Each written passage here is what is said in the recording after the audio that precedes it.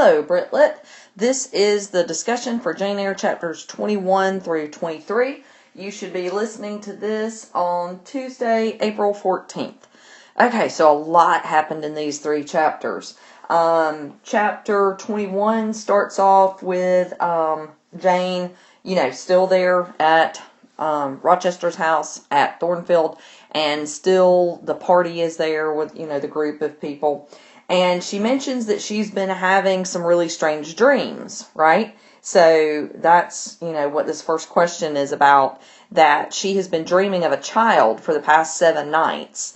And sometimes the child is crying, or sometimes it's happy, or sometimes it's running from her. But anyway, 7 nights in a row she's dreamed about a child. And she's always heard that is a bad omen, because when she was younger, she remembered Bessie saying that she had dreamed of a child or a baby, and then shortly after that, Bessie was called home because her younger sister had died. So she doesn't like this dream. She's scared that, it's going to preface something bad. And so it seems that it does, because shortly after that, that next morning, she's told that somebody is there to see her, and she goes down to the room, and it is Robert Levin, and that's Bessie's husband. So he's the coachman, with Mrs. Reed, and that's who Bessie has married. And Bessie lives at the end of the property there where the coachman's little house is with her husband Robert.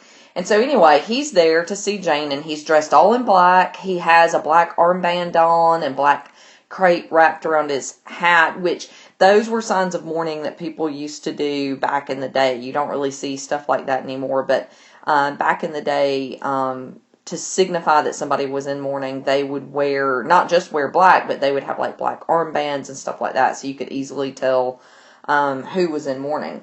And so she asks him how everybody's doing, and he does have bad news, right? So the bad news is that her cousin John, remember that's the one who was picking on her when we first started the book, her cousin John has actually committed suicide.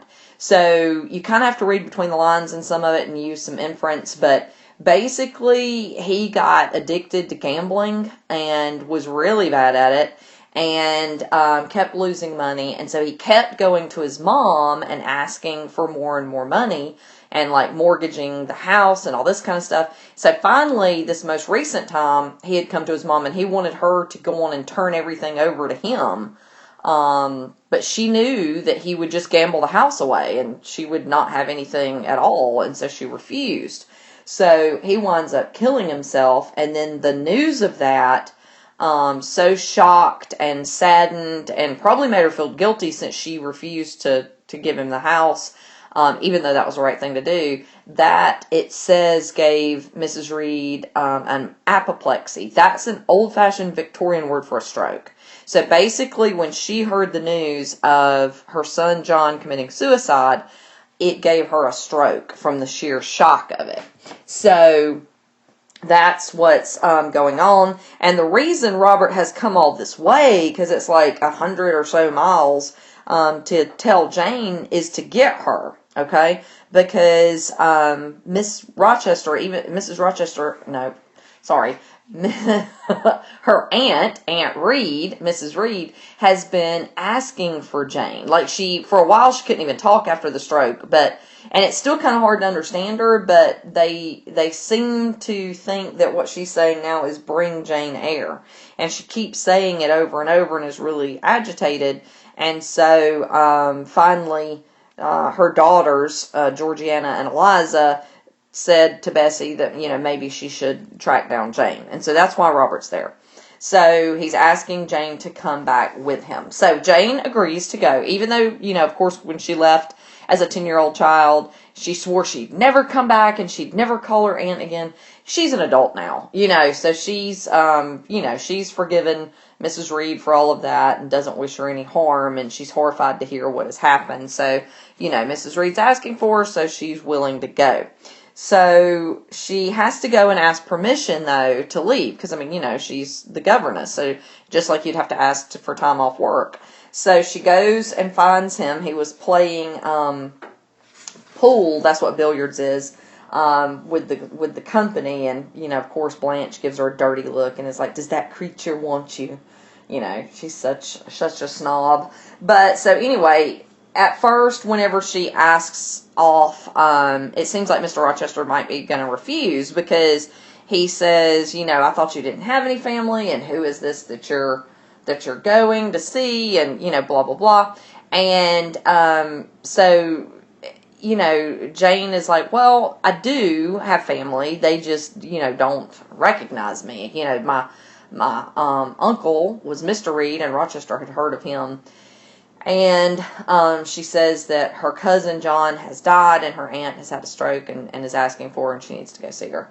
And he's like, nonsense. She cast you off. You shouldn't go see her. And Jane's like, no, I really need to go. So he starts talking about money, because he hasn't paid her yet, even though she's been working there half a year. And, nowadays, of course, you get paid like every month or every 2 weeks. But back then, in that kind of circumstance, usually most people got paid quarterly. So they got paid 4 times a year when you were in a service job like that, which seems like, oh my gosh, how did they live? But you have to remember, if you're working as a governess or a housekeeper or servant in this household, you have room and board. You know what I mean? Like, you're getting your food, you have a place to stay, they're providing you uniforms, so you don't have as much to pay for as we do, in today's time. So anyway, she hasn't been paid yet, and she's supposed to get 30 pounds a year. So at first he pulls out and tries to give her 50 pounds. And she's like, no, that's way too much. I can't take that. And so then he pulls out another bill that is that's 10 pounds. And she says, okay, well, you still owe me 5. And he said, good, then I know you'll come back. He seems to be very insistent on making sure that she is going to return and won't be convinced to, like, stay and, care for Aunt Reed for however long. And so I asked what you can infer about his feelings based on his reaction. We're not really sure exactly why, but he does seem very, very interested in the fact that she does need to return. And he wants her to come back. And so, also, he seems kind of weird about saying goodbye. And, he's like, how should we do it? And she said, just say farewell. And he's like, well, no, that's not enough. And, so it's just kind of weird. And, she finally is able to leave. And it takes a while. She goes with John. She travels with Robert Levin, Bessie's husband. And it takes them a while to get there, but they finally do get back to Gateshead. And so as they approach the property, the first place they come to is the lodge, which is where the coachman, Robert, and Bessie live. It's right at the edge of the property. So it's kind of like, almost like a guardhouse. You have to come past there before you can go into the main gate. So it's kind of like he's a security guard, but also in charge of the coach. It's sort of an odd position. We don't have anything like it in today's time. And so they stop there first, and Bessie's very happy to see her and happy that she came, since Mrs. Reed has been asking for her. And Bessie has 3 children now, and has Jane sit down by the fire and gets her tea and stuff, and, gives her some refreshment before they get ready to head up the house. And Jane notices how Bessie treats her children just the way she used to treat Jane when Jane was growing up, kind of pushing them around and speaking sharply to them some. And she realizes that that's just how Bessie is. That Bessie, even though when she was younger, she sometimes used to be scared of Bessie, Bessie never felt badly towards her. That's how she acts with her own children, even. So they kind of gossip and chat and catch up, and she tells Bessie all about the fine company that's staying at Thornfield, because Bessie likes that kind of stuff. And so finally they get ready and head on up to the house, and she sees her cousins for the first time, in over 8 years, Eliza and Georgiana. So Eliza is very, very tall and thin and wears her hair very severely and has a crucifix, like a nun. And then Georgiana is very plump and still beautiful with blonde hair and blue eyes. Very, very stylish. So they're both kind of just hanging out in the drawing room, and neither one of them seems too interested in Jane. They do kind of greet her, but, kind of look over her coldly and everything. But she doesn't care like she did when she was younger. You know what I mean? She's not as affected by it.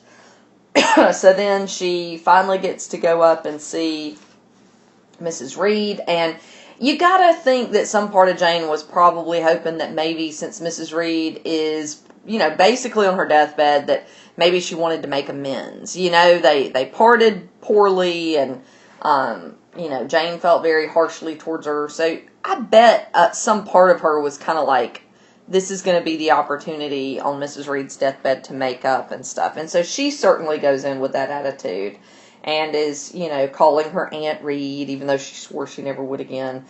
But her aunt seems to be completely unchanged, even though she's in very bad situation from the stroke. She says, she tries to turn over, and Jane was like leaning across her on the bed, and she's like, sit up, don't annoy me with holding the clothes fast. And she says, are you Jane Eyre? And Jane says yes. And she said, I've had more trouble with that child than anyone would believe. Such a burden to be left on my hands. And just basically goes on and on talking about how terrible Jane is. So, definitely not the deathbed scene Jane was probably looking for, where she's going to apologize and all that. She still can't stand her. And so, she even says that she remembered hearing about how the fever broke out at Lowood, and she had hoped Jane would die. So, good grief. And Jane's like, why do you hate her so? And so she does get a little bit more explanation of why Mrs. Reed never liked her, even, from as a baby. Because first of all, she didn't like Jane's mom. That was Mr. Reed's sister. And he was very close with her, and so Mrs. Reed didn't like her. And then after she died, and Mr. Reed insisted on taking in the baby, Jane, Mrs. Reed didn't like how he, really doted over the baby and took care of it, and, seemed to pay more attention to it than to Jane than he did to his own children. And so she really just has a lot of jealousy towards Jane's mom, and then towards how her husband acted with Jane. And so that's why she never, really liked her at all. And so she starts talking about John and gets herself really upset because she's talking about how John is constantly wanting to, get more and more money from her. And she can't give any more. They've had to shut up part of the house, and, they're living on very reduced circumstances. So, as she gets herself really worked up, Bessie says that Jane probably better go so that she can calm her down. And she gives her basically like a sleeping pill to calm her down. And so then, for the next 10 days, Jane, just kind of makes herself back at home. Eliza and Georgiana are not good hostesses. They don't show her to her room or anything like that. Jane has to do all that herself, but they just kind of pass the time because Mrs. Reed is not really conscious for the next 10 days. So you've got that instance of they're all just trying to, keep themselves busy. Oh, I wanted to answer that part real quick. Do you think her old childhood friend Helen would have been proud of her or disappointed? I think she would have been proud of her because, Jane went in there with a clear heart and ready to forgive Mrs. Reed and, to try to put things to rest. Mrs. Reed just didn't have that, but I think Helen would have been proud of how Jane acted. So anyway, they're all sitting around the house and trying to come up with stuff to keep themselves occupied, and Jane, of course, turns to her main hobby, which is drawing. And so she's drawing a face, and of course, who does it wind up being? Rochester. And she says the reason she draws him is so that she would have a friendly face to look at, because Eliza and Georgiana, her cousins, are not very friendly to her. But they are very amazed at how well she can draw, and so she agrees that she'll do an actual drawing or a sketch of each one of them, and they were pretty happy about that. So then, eventually, it gets to the point where she goes up to see Mrs. Reed again, and Mrs. Reed is actually conscious, and so she kind of wants to figure out, why Mrs. Reed wanted to see her. Whenever she went and saw her that first night, Mrs. Reed still seemed to hate her, so if that's the case, why was she calling for her? So, she figures she's going to try to, come up with what's going on with that and get that out of Mrs. Reed.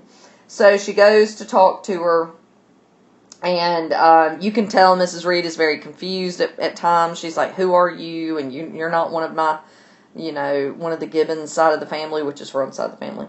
But she eventually realizes that it is Jane, and so she kind of hesitates back and forth, like, is anybody listening to us, or maybe I'll get well, so I shouldn't tell you. But eventually it seems like she's keeping this secret that she wants to unburden herself of, because she, is about to die.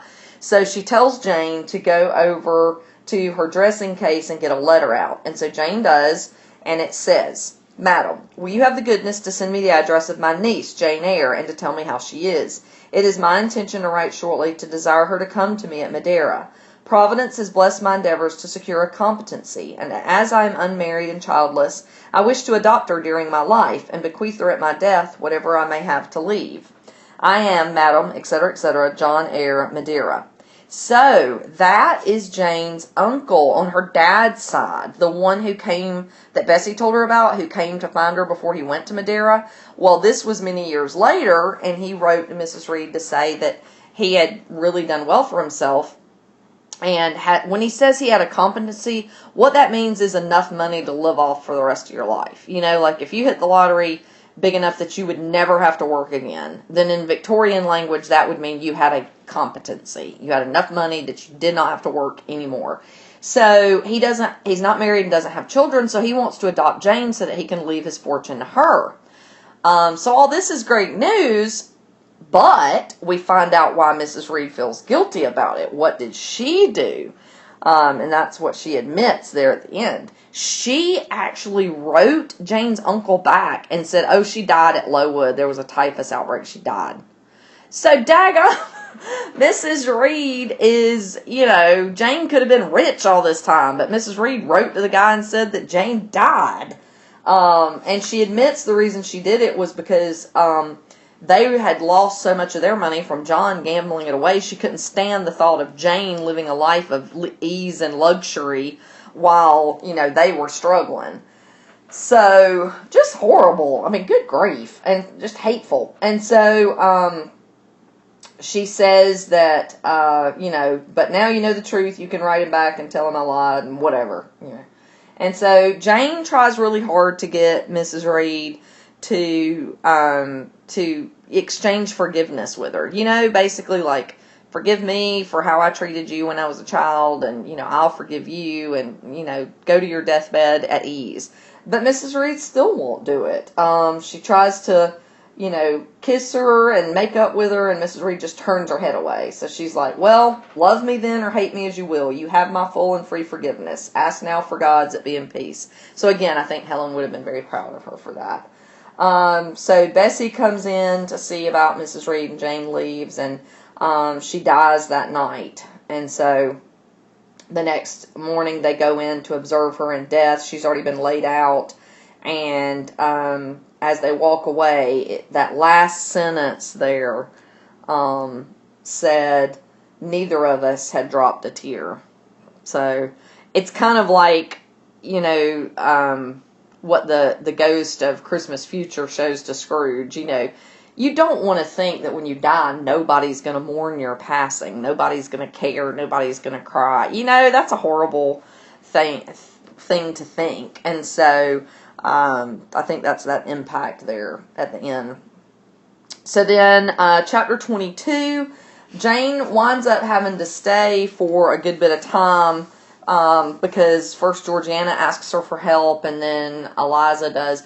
They're going to be selling the house. Georgiana is going to go live with her aunt and uncle in London. She's really excited about, because she wants to go to parties and stuff like that. Neither one of them seems super concerned about their mom dying, which again is very sad. But Georgiana is asked for Jane's help and is real lazy, so Jane winds up having to do most of it. And then Eliza, after Georgiana finally leaves, Eliza asks for Jane's help because she's getting ready to go to France, because she's probably going to join a convent there, which Jane is like, what? But, she's like, whatever, you do you. So, she tells us at the end that, that's what happened. She said, I'm not going to have any reason to talk with them again, so I'll go in and let you in on what happened to them. Georgiana in London did meet some older guy, basically, married like a sugar daddy or whatever. He was older, but he was of good family, and so Georgiana married him, and I guess, lived happily ever after. And Eliza did go to France, did join that convent over there, and eventually worked her way up through the ranks to become the Mother Superior at that particular convent. So, she's traveling back to Thornfield, and she talks about the fact that she's never had the pleasant experience of going home before. Which we're all kind of sick of our homes right now. But, normally if you have, been away on vacation for a while, even if you had a great time on vacation, you kind of get to the point when you're headed home where you're ready to be home again. Jane's never had that feeling, because she hated Gateshead. Lowood was kind of miserable the couple of times she left it, to go to church and stuff. And so she's never had that experience of actually wanting to return someplace. But she finds herself wanting to return to Thornfield. Of course, she misses Adele and Mrs. Fairfax, but mainly she wants to see Rochester again. And she knows that that's dangerous because he's going to be getting married, but she figures, well, I'll spend as much time with him as I can before he does, and she winds up getting sent away. So it's really different for her to actually be looking forward to going home. So as she, once she gets to the little town there near Thornfield, she doesn't call for the coach. She decides to just walk. So she's walking through the evening, and she sees Mr. Rochester sitting outside, and he's like, well, hello, Janet, and is kind of teasing her and saying she looks like a fairy approaching in the evening, and so they kind of banter back and forth a little bit, but then after she passes over the stairs to head up to the house, she says, because he says, pass, Janet, go up home and stay your weary little wandering feet at a friend's threshold. So she passes him, but then before she leaves, she turns back and says, thank you, Mr. Rochester, for your great kindness. I'm strangely glad to get back again to you, and wherever you are is my home, my only home. And then she basically runs to the house. So she pretty much admitted how she feels right there, that she feels like home with him. So then she has been asking Mrs. Fairfax about what plans Rochester's making for his marriage to Blanche. And he bought a carriage, but other than that, she doesn't really see much going on.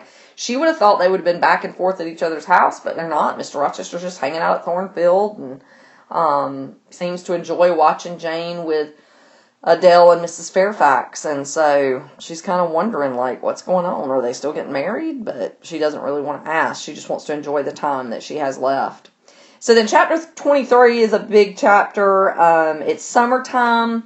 The big events here that happen, they say, are midsummer, which is, basically right around June 21st, summer solstice. Midsummer's Eve is when this happens. So that'd be June 20th. So it's the longest daylight hours of the year. And so it's evening, and she's gone out to walk in the garden because it's a pretty night, and then Rochester kind of happens upon her. And she thinks he doesn't see her because he's looking at one of those giant moths, and she tries to slip past him, but then he's like, come here, Janet, look at this fellow. So she's like, dang it.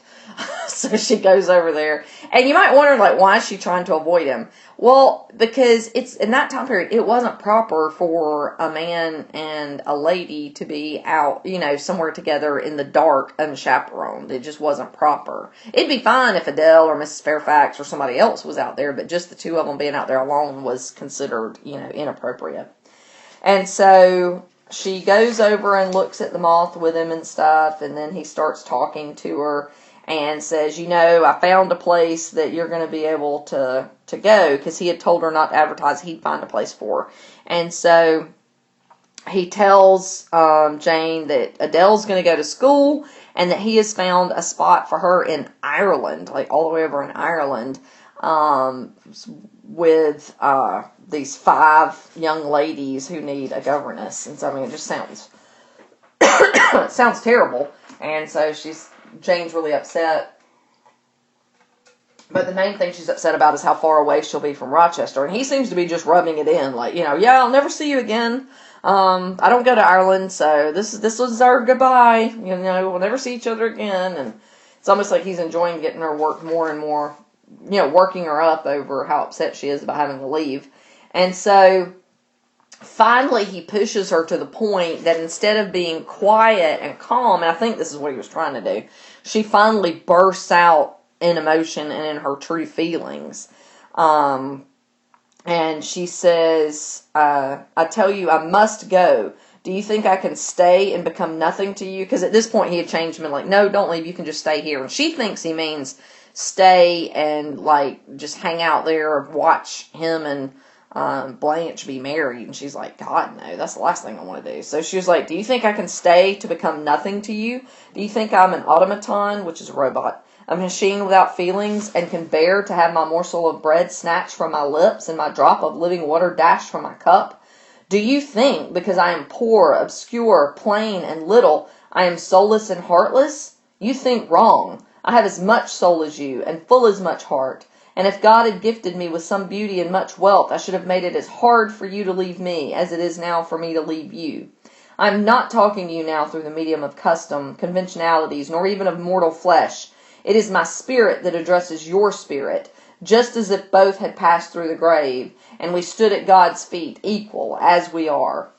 And so, what she was basically saying there is that it would, of course, be extremely inappropriate for her to talk to him like that as a female talking to a man, as a younger girl talking to, somebody who was middle-aged, as an employee talking to an employer, as someone who is poor talking to someone who is wealthy. So, for all of those reasons, she shouldn't be talking to him so plainly like that, but she's basically just saying, this is what my soul feels, and I'm going to put it out there. I'm going to, let you know how I actually feel.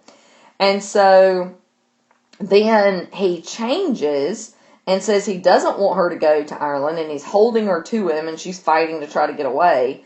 And he says, I offer you my hand, my heart, and a share of all my possessions. So basically, he's proposing, but she doesn't believe him because she knows he's supposed to marry Blanche, and so she's still trying to get away. And so he finally says, be quiet, come to my side and let me explain. He says, I summon you as my wife. It is only you I intend to marry. And she still thinks he's mocking her, making fun of her. And so he kind of takes him some convincing, which is his own fault. But it takes some convincing for him to convince her that no, he wants her. He doesn't plan to marry Miss Ingram. In fact, he put about a rumor, which we know how he did that. That was through the gypsy, that he wasn't worth as much money as everybody thought. And the next time he went to see her, she was really cold to him. But he did that on purpose because he didn't love her. And so he says, he asks her again, and he says, Jane, you torture me, tell me you'll marry me. And he says, Jane, accept me quickly. Say, Edward, give me my name. Edward, I will marry you. And I know he calls her Jane, but that's because he's her boss. Back in this time period, in the Victorian time period, you did not address somebody by their Christian name, by their first name, unless you were very, very close to them. If you were childhood friends or, in a serious relationship or, of course, family, then you would call somebody by their actual name. But other than that, you called them Mr. and Mrs. whatever. It was just manners. It was just very formal. And so that's why he's like, to say Edward, because she's never called him that before by his first name. And so she finally does call him Edward and says that she will marry him. So they're kind of, just hugging and kissing and so excited and sitting out there under the horse chestnut tree. And he says that kind of she doesn't know, is he talking to himself? Is he talking to God? I don't know. He says, it will atone. Have I not found her friendless and cold and comfortless? Will I not guard and cherish and solace her? Is there not love in my heart and a constancy in my resolves? It will expiate at God's tribunal. In other words, God will understand when he meets God one day and stands before him to be judged. And so he goes on to say that, it's going to be okay. God's going to forgive him. And we don't really know what he's talking about there. But finally a storm kicks up and they go running inside. And he kisses her and tells her to go up and change. And Miss Fairfax sees that. So she's probably thinking they're having an affair. And then the next morning it said, before I left my bed in the morning, little Adele came running in to tell me that the great horse chestnut at the bottom of the orchard had been struck by lightning in the night and half of it split away. So you got to kind of think what if the place where you just got engaged the night before, the next day it had been struck by lightning and was, the tree was split in two. kind of makes you wonder, like, is this a sign from God? What's going on? So, okay, that's it for today.